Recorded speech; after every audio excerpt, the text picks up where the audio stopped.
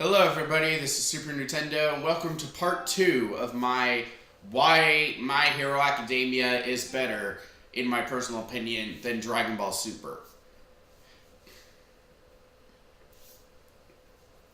Okay, let's go.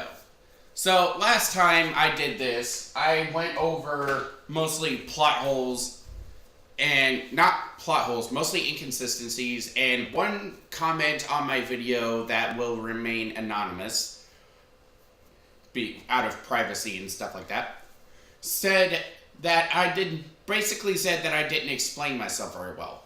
Fair enough, it happens. I've been told I jump around from topic to topic with no real rhyme or reason.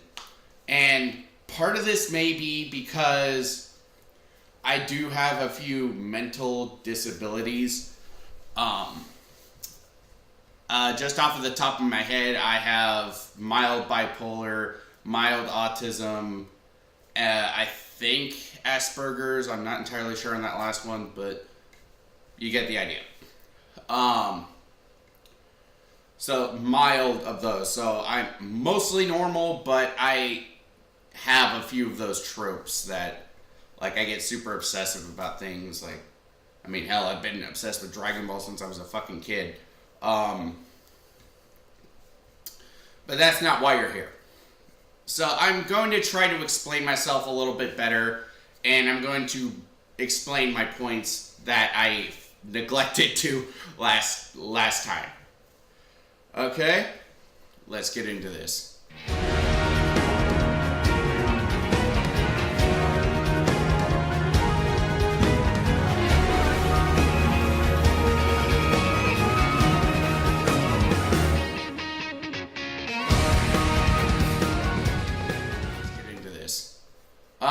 My last video was mostly me talking about inconsistency bullshit, like the bullet hitting his arm, and like how if Goku's a fucking universe buster, you can just shoot him in the head and that'll kill him type bullshit, even though as a kid, in the very first fucking episode, or the very first fucking volume of the manga, he was bulletproof.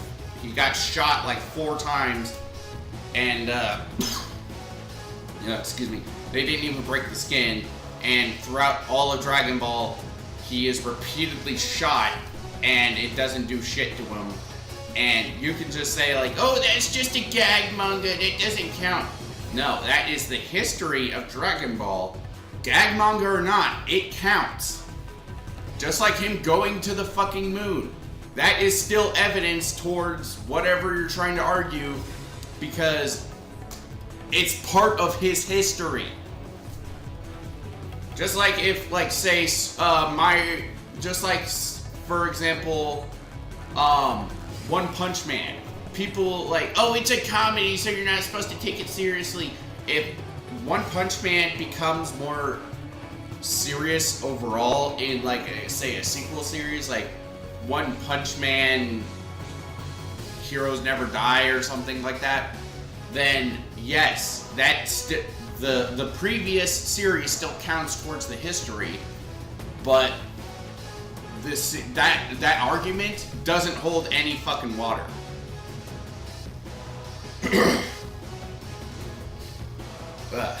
Excuse me. Now, fuck, I'm having a brain fart here. On to more plot hole type shit. The hyperbolic time chamber, room of spirit and time, whatever you want to call it, it was stated in Dragon Ball Z to have 3 specific rules.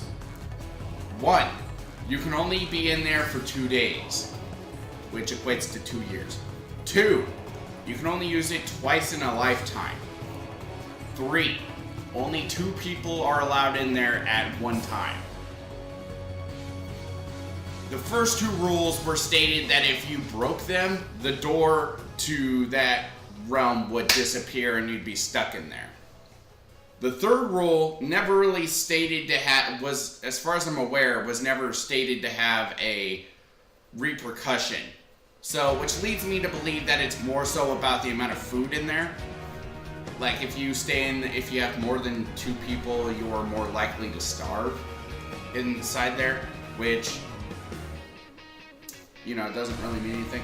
So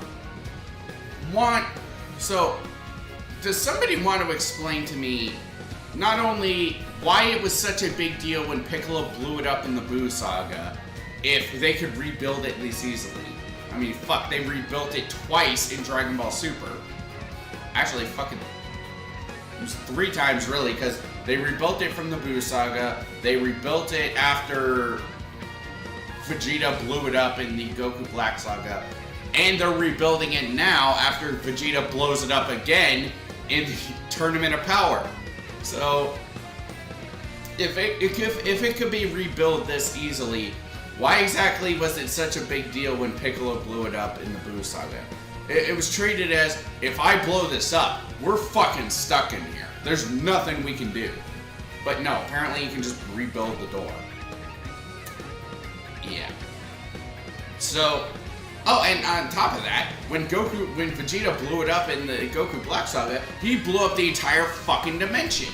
So not only can they rebuild the fucking door, you can rebuild an entire dimension. How do you rebuild an entire dimension?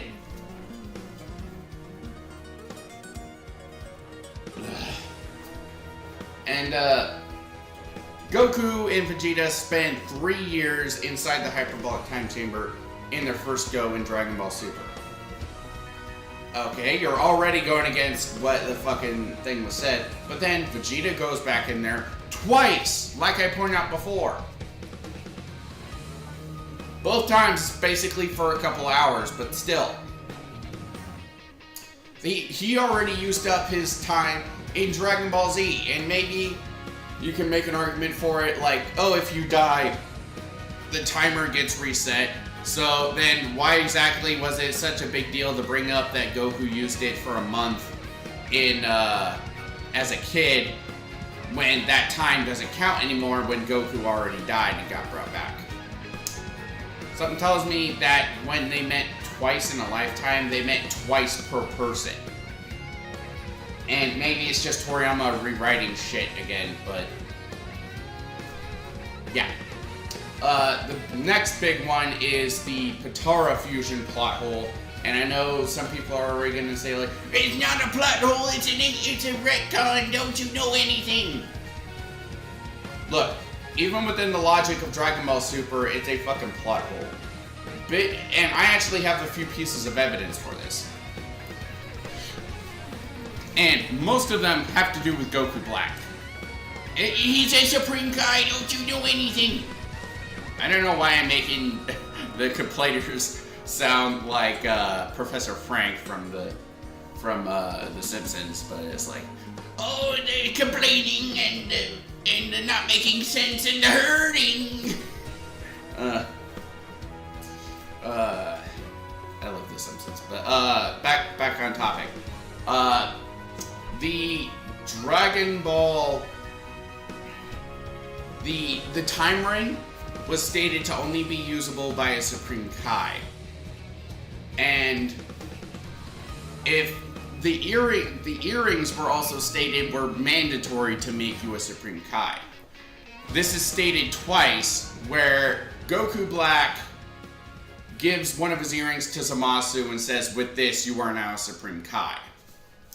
And Gawasu does the same thing with Zamasu and says, I'm temporarily promoting you to the rank of Supreme Kai. So, like, okay, the rank thing that could be seen as like, we're talking about a fucking arc where Goku Black and Zamasu repeatedly call Goku and Vegeta humans.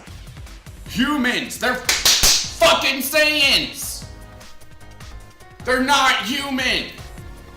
You could get away with calling like Future Trunks that, kinda, because he's half human. But he's like, they're clearly trying to say mortals. So why not just fucking say mortals? Oh my fucking god, that pissed me off for my main reason. That pissed me off mainly because I was in a versus debate a long time ago where some idiot actually tried to claim that Goku was a human. And I'm like, no, he isn't. He's a fucking Saiyan. They state this in like the early episodes of Z. You're not fucking human. You're a Saiyan warrior. Hey, just wanted to add in one more point to this plot hole thing. Toriyama revealed a while back the origin of how a Supreme Kai is born, and they are born from a tree. And according to Toriyama, a Kaioshin, aka Supreme Kai, they're born to be that way. So the whole rank thing, that's bullshit. If it was really just a Supreme Kai thing, then you're that way from the start, so there's no need for the rank. Maybe that's more so what they meant. You have to be born a Supreme Kai for it to be fused, but for the fusion to be permanent. But either way, it's a plot hole, because the reasons I already state here, but you know, just want to add this in. Alright, I'm gonna let you guys go back to the video. Bye! Okay, back to the point now. So, and on top of that, if the earrings were only like visual type shit, then they didn't need them in the first place and they could just use the time rings. And so this leads me to believe that the earrings themselves do make you Supreme Kai, at least on a technical level. Like you're not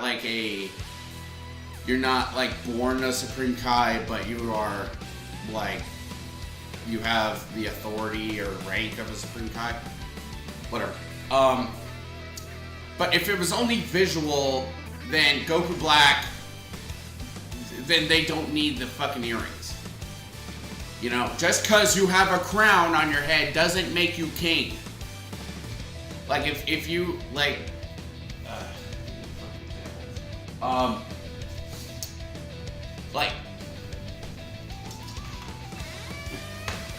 just cause I have this sword here, and I have a sword, doesn't make me a fucking sword master. You know? Fucking God. So, oh, it's on my Wi-Fi cord. So already, just having like the earrings, you know, if it is visual, then it makes them redundant at best. But and if it really is like how I'm pointing it out to be, then why exactly is Goku Black able to? If they are just visual, then give Zamasu the fucking time ring. Don't give it to Goku Black. That is an easy fucking solution to this whole bullshit thing there. Because the way that the wording within the fucking series makes it, then no matter who you are, if you have at least one earring, you're a Supreme Kai, meaning no matter what, the fusions should be fucking permanent. And I'm not just saying, and there's other evidence toward this too, but I already made a rant video on this a long time ago. I might make another one just with updated points, but for now, there's that. And there's other shit too, like if Omni King truly blew up Future Trunks' timeline, how the hell are they still able to time travel to that timeline? But that's cartoon logic. I'm not going to count that so much, but